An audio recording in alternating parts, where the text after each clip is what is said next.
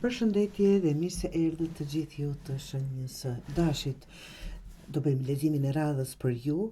Në shikim të parë leximi jot thot ka një pengesë që nuk je duke e parë qartë, sepse je shumë brenda një sistemi. Tani se kështjella tregon, do i them pastaj, duhet të dalësh një hap më mbrapa dhe të vëzhgosh situatën me si të ftohtë dhe logjik nga që kam lupën apo zmadhuesin të dashur. Po fillojmë me kështjellën.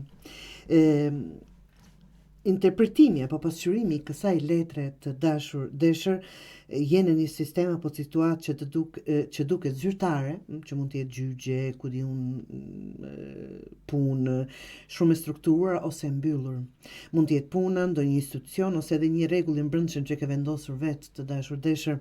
Kjo letër tregon distancë emocionale dhe ftohtësi.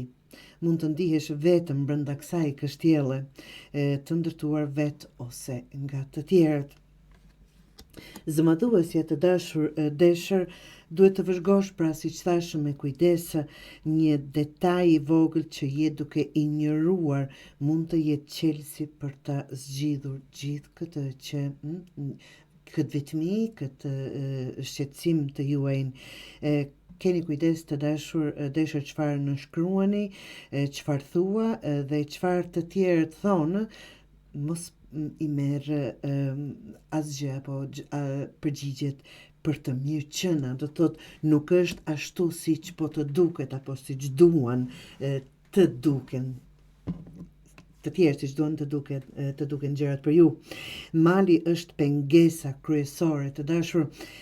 Mund të jetë dikush që është duke u bllokuar ose një frikë e madhe që nuk po e përballoni dot të dashur dëshër, po kërkon që të jesh në fakt ky mal nuk është fundi botës, absolutisht gjithë kemi shqetësimet tona, por kërkon të jeni të duruar, të fortë dhe të kërkosh rrugën përreth ti, jo me do e mos përmes ti të dashur dëshër. Dhe bufi apo huti, mos mëso, vëzhgo, dëgjo, mos u nxit për të vepruar menjëherë. Inteligjenca emocionale dhe qetësia janë çelësi. Mund të marrësh një këshill shumë të vlefshme nga dikush më i mençur apo më i sprovuar në këtë situatë, ndaj dëgjo njerëzit me përvojë. Këshillat konkrete në këtë leximin e juaj të dashur për t'i përmbledhur është mos merr vendime të rëndësishme tani pa analizuar çdo detaj. Ka një pengesë, por nuk është e pakalueshme. Kjo duhet ta keni të qartë. Thjesht kërkon durim dhe zgjuarsi, të gjeni mënyra siç e thotë, të mos kaloni përtej me domosdoshmërisht, po mund dhe përreth këtij mali. Ndihuni të lirë të pyesni apo të kërkoni mendim nga dikush që është më i provuar në këto gjëra, ose të shikosh situatën pa emocione.